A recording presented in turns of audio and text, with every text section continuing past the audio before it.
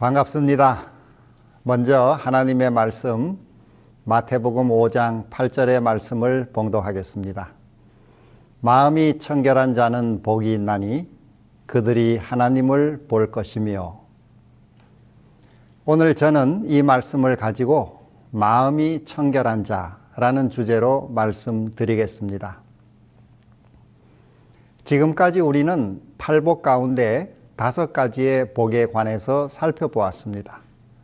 심령이 가난한 자는 복이 있나니 천국이 그들의 것이며, 애통하는 자는 복이 있나니 그들이 위로를 받을 것이며, 온유한 자는 복이 있나니 그들이 땅을 기업으로 받을 것이며, 의에 줄이고 목마른 자는 복이 있나니 그들이 배부를 것이며, 긍휼히 여기는 자는 복이 있나니 그들이 긍휼히 여김을 받을 것이며.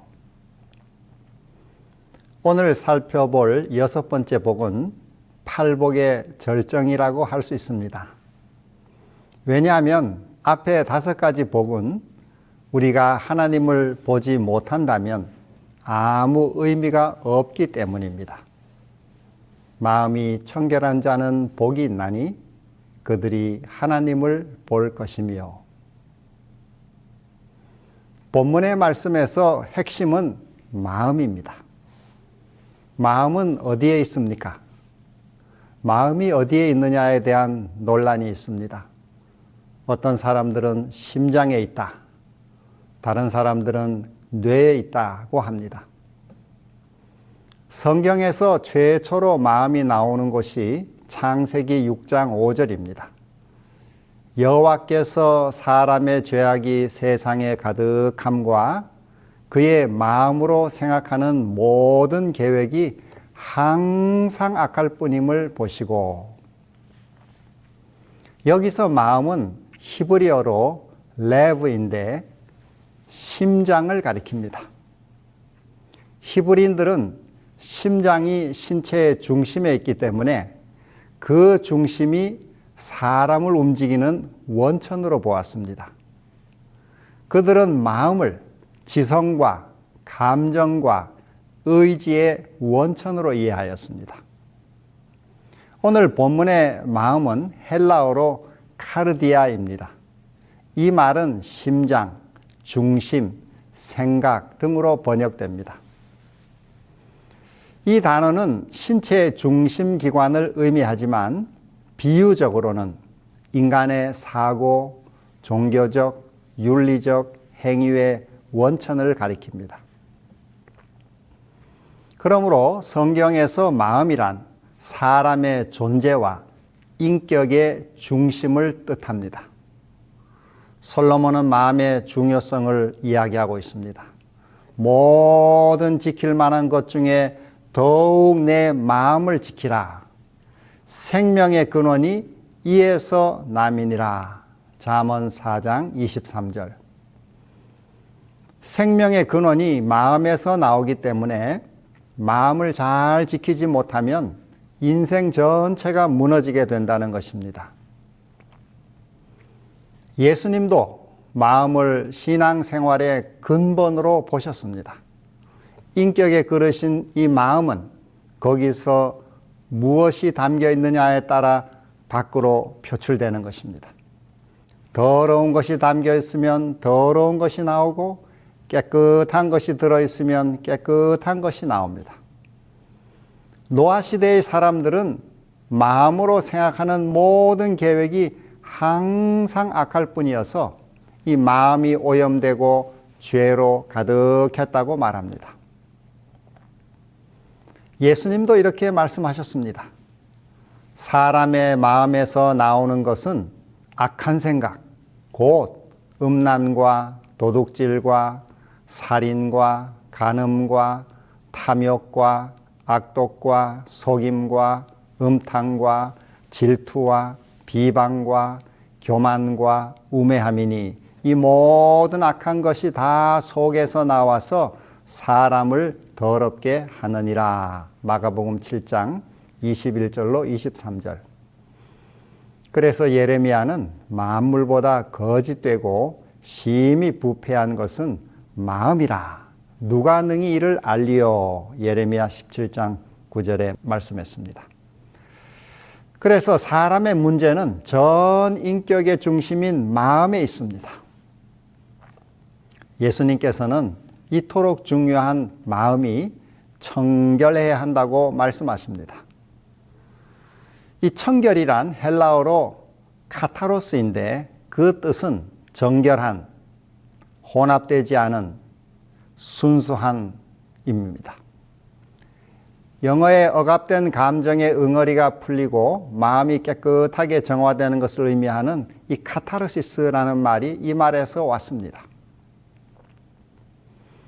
예수님 당시 카타로스는 다음의 경우에 사용되었습니다. 첫째, 깨끗하게 빨아놓은 옷. 둘째, 키질해서 결을 제거한 알곡. 셋째, 물을 타지 않은 순수한 우유나 포도주. 넷째, 훈련으로 엄선된 정예 군인들. 따라서 이 청결한 마음이란 그 동기가 언제나 순수하고 깨끗한 마음 상태를 가리킵니다. 또한 청결한 마음이란 두 마음을 품지 않고 오직 하나님께만 집중하는 일편단심을 뜻합니다. 예수님은 산상설교에서 마음의 청결을 말씀한 다음 두 마음을 품지 말라고 가르치셨습니다. 한 사람이 두 주인을 섬기지 못할 것이니 혹 이를 미워하며 저를 사랑하거나 혹 이를 중히 여기며 저를 경히 여김이라. 너희가 하나님과 재물을 겸하여 섬기지 못하느니라. 마태복음 6장 24절. 우리가 하나님을 섬긴다고 하면서 여전히 재물에 집착하고 있다면 그것은 하나님을 온전히 섬기는 것이 아닙니다. 결국 두 마음이라고 하겠습니다. 그런데 이런 두 마음의 결국은 죽음입니다. 우리가 한 마음을 가질 때 하나님을 볼 수 있습니다. 두 마음을 품고 신앙생활을 하면 하나님을 볼 수 없습니다. 그래서 야고보는 말했습니다. 두 마음을 품은 자들아 마음을 성결하게 하라. 야고보서 4장 8절. 예수님이 바리새인들을 심하게 책망하신 것은 그들의 마음이 청결하지 않았기 때문입니다. 화 있을진저 외식하는 서기관들과 바리새인들이여 잔과 대접의 겉은 깨끗이 하되 그 안에는 탐욕과 방탕으로 가득하게 하는도다. 눈먼 바리새인이여 너는 먼저 안을 깨끗이 하라. 그리하면 겉도 깨끗하리라. 마태복음 23장 25절 26절. 예수님이 그들을 가리켜 눈먼 바리새인이라고 말씀하신 것은 그들의 마음이 더러워지므로 눈이 멀어서 하나님을 볼 수 없었기 때문입니다. 증언은 이렇게 말합니다. 모든 불결한 생각은 심령을 더럽히며 도덕심을 해치고 성령의 가마를 소멸시키는 경향이 있다. 이 생각은 영적 통찰력을 어둡게 하여 사람으로 하나님을 바라볼 수 없게 만든다. 시대의 소망 302. 우리가 하나님을 볼 수 있기 위해서는 우리의 마음이 청결해야 합니다. 마음이 청결한 자는 복이 있나니 그들이 하나님을 볼 것이며. 이곳에 보다라는 말은 헬라어로 호라오인데 두 가지 의미가 있습니다. 하나는 육안으로 보는 것을 말합니다. 다음은 경험으로 아는 것을 가리킵니다. 이 말은 육체적인 시각만이 아니라 하나님과의 인격적 만남, 임재 체험, 영적 인식을 말합니다. 하나님을 본다는 말은 하나님을 안다 혹은 하나님을 경험한다 라는 뜻을 지니고 있습니다. 마음이 청결한 사람은 하나님의 성품과 임재를 깊이 인식하고 경험한다는 뜻입니다. 하지만 우리의 눈과 마음이 더러워지면 하나님의 본질을 볼 수 없습니다. 그래서 증언은 이렇게 말합니다. 청결한 마음이란 마음의 은밀한 목적과 동기가 진실하며 교만과 자아 본위에서 벗어나 겸손하고 사심이 없고 어린애같이 되는 것을 의미한다. 성질이 같아야만 서로 이해할 수 있다. 만일 하나님의 품성의 원칙이 되는 자아희생적 사랑의 원칙을 생애에 받아들이지 아니하면 그대는 하나님을 알 수 없다. 산상보온 25. 그러나 예수님의 피로 깨끗해지고 우리의 마음이 주님만을 향하게 되면 주님을 볼 수 있게 됩니다. 성경은 인격의 중심을 머리에 두지 않고 마음에 둔다는 사실을 기억해야 합니다. 신앙생활은 머리로 하는 것이 아니고 마음으로 하는 것입니다. 미국의 유명한 심리학자 윌리엄 제임스는 이런 말을 했습니다. 마음의 생각이 바뀌면 습관이 바뀌고 습관이 바뀌면 행동이 바뀌며 행동이 바뀌면 인생이 바뀐다. 우리의 생각, 즉 우리가 어떤 마음을 가지고 사느냐에 따라서 우리의 삶이, 우리의 인생이 바뀐다는 것입니다. 교리를 아는 것도 중요합니다. 예리한 지성과 날카로운 비판력도 필요합니다. 그러나 거기에 그쳐서는 안 됩니다. 더욱더 중요한 것은 마음의 청결입니다. 하나님은 마음이 청결한 사람을 쓰십니다. 하나님께 귀하게 쓰임 받으려면 마음이 청결해야 합니다. 큰 집에는 금과 은의 그릇이 있을 뿐 아니요 나무와 질그릇도 있어 귀히 쓰는 것도 있고 천히 쓰는 것도 있나니 그러므로 누구든지 이런 것에서 자기를 깨끗하게 하면 귀히 쓰는 그릇이 되어 거룩하고 주인의 쓰심에 합당하며 모든 선한 일에 예비함이 되리라고 바울은 말합니다. 디모데후서 2장 20절. 금그릇이냐 질그릇이냐 하는 것보다 더 중요한 것이 있는데 바로 깨끗한 그릇입니다. 출신 성분이나 능력보다 더 중요한 것이 순수한 마음입니다. 주님의 일은 순수한 마음으로 해야 합니다. 계산적으로 두 마음을 가지고 일하면 하나님의 쓰임을 받을 수 없습니다. 일편단심으로 주님을 섬기는 성도를 하나님은 귀하게 보십니다. 신앙생활의 본질은 이처럼 내면의 정화에 있습니다. 기독교의 탁월성은 인간의 내면을 정화하는 능력에 있습니다. 불교에도 해인이란 말이 있습니다. 바다가 바람과 파도가 없이 잔잔하면 하늘이 그 위에 도장처럼 찍힌다는 말입니다. 이 말은 부처의 지혜로 우주의 모든 만물을 깨달아 하는 일을 말합니다. 잔잔하고 깨끗한 마음으로 법을 관조함을 바다가 깨끗해지는 것에 비유한 것입니다. 우리의 영혼이 깨끗해야 하나님과의 교제, 친교와 기도의 응답이 가능합니다. 그러면 어떻게 마음이 청결해질 수 있을까요? 세 가지를 말씀드리고자 합니다. 첫째, 하나님의 말씀을 가까이 하라는 것입니다. 이 마음의 청결은 하나님의 말씀을 가까이 할 때 이루어집니다. 하나님의 말씀은 우리 마음을 정결케 하는 영적 거울입니다. 성경은 하나님의 말씀이 우리를 깨끗하게 하는 능력이 있음을 말합니다. 바울은 이렇게 말합니다. 이는 곧 물로 씻어 말씀으로 깨끗하게 하사 거룩하게 하시고 에베소서 5장 26절. 여기서 말씀은 씻는 물로 비유됩니다. 우리는 세상을 살아가면서 세속의 먼지, 정욕의 유혹, 분노와 시기의 더러움에 쉽게 물듭니다. 하지만 하나님의 말씀은 그 모든 것을 씻어내고 하나님의 성품을 우리 안에 심어주는 정결한 샘물입니다.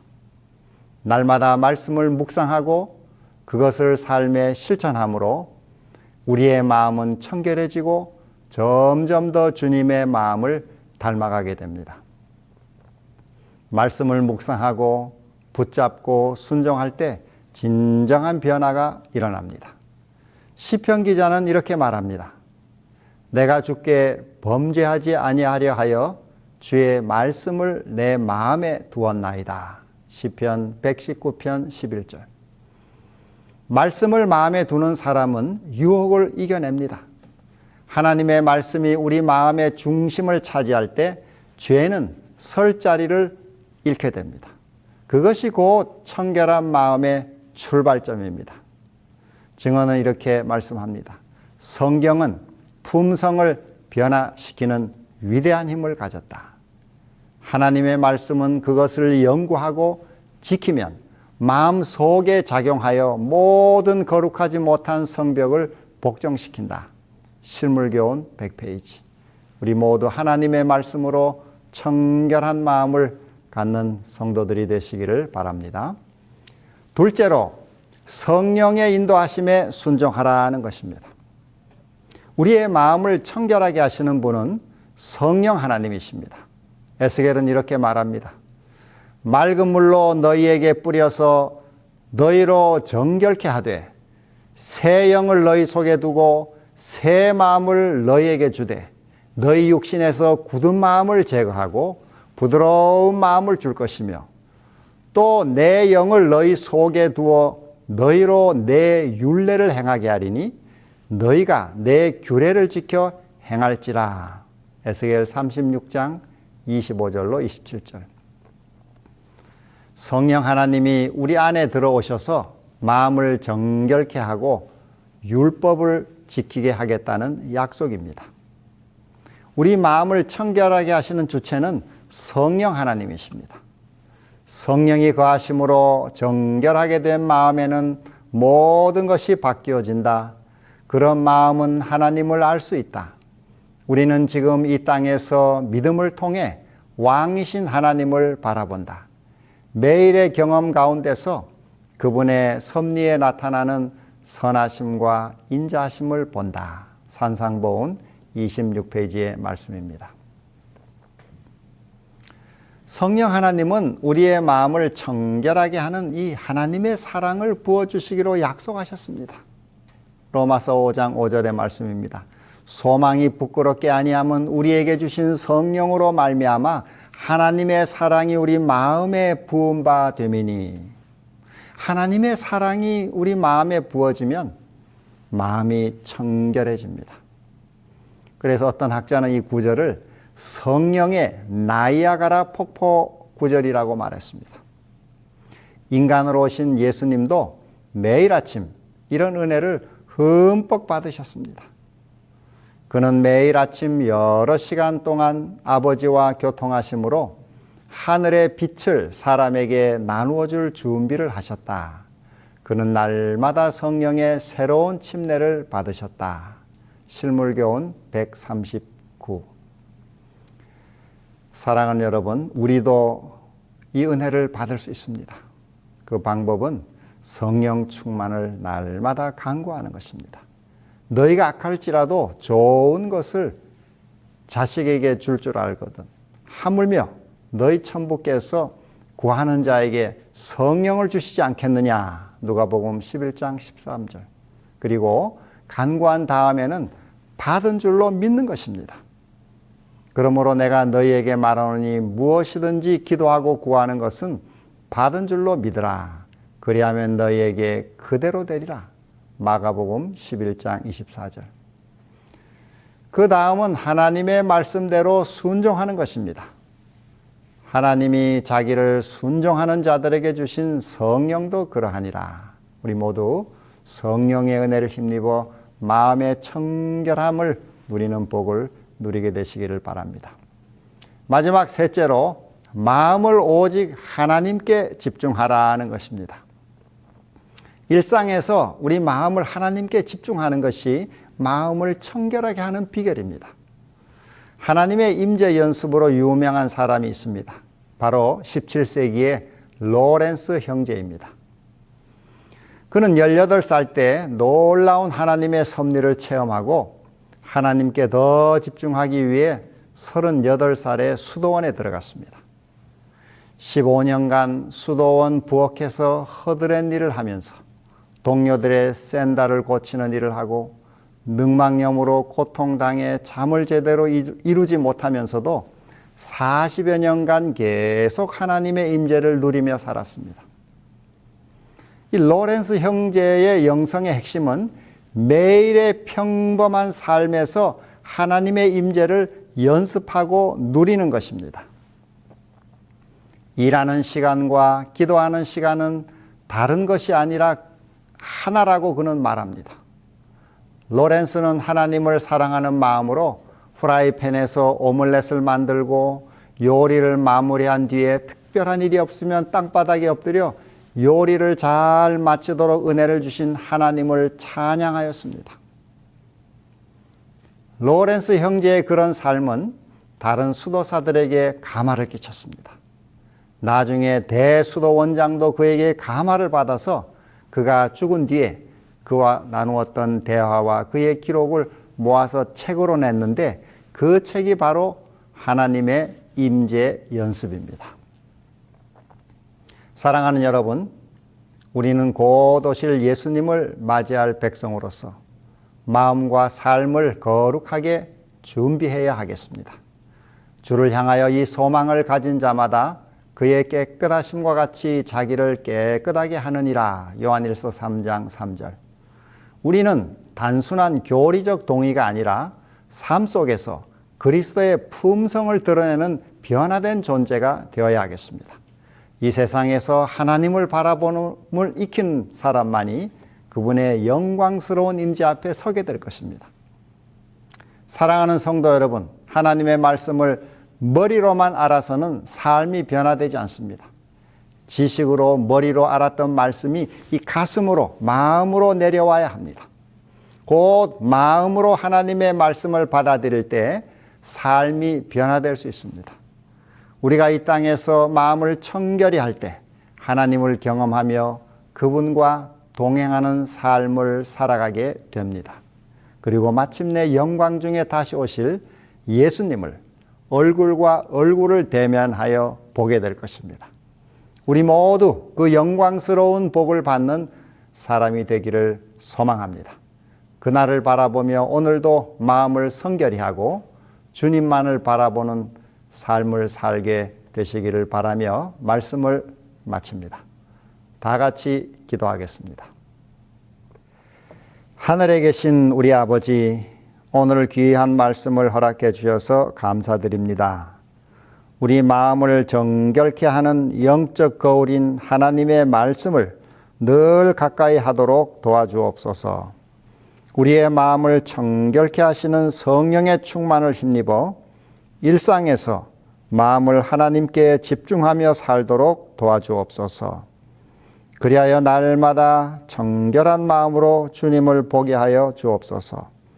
오늘도 우리 가운데 몸이 아픈 분들, 또 마음이 상한 분들에게 하늘의 치유와 위로의 은총을 부어 주옵소서. 우리의 가정과 교회를 복주시고 우리나라를 지켜 주옵소서. 위정자들에게 복을 주시어 하늘을 두려워하며 백성을 사랑하는 마음으로 이 나라를 치리하게 하여 주옵소서. 남북의 8천만 동족을 복주시고 복음 통일의 역사가 우리 시대에 이루어지게 하여 주옵소서. 한국 재림교회에 약속하신 늦은 비 선교의 부흥을 허락하여 주옵소서. 우리 각자가 그 일에 헌신하게 은혜를 부어 주옵소서. 다가오는 한 주의 삶도 주님의 은혜로 선히 인도해 주시기를 빌며 예수님의 이름으로 기도하옵나이다. 아멘.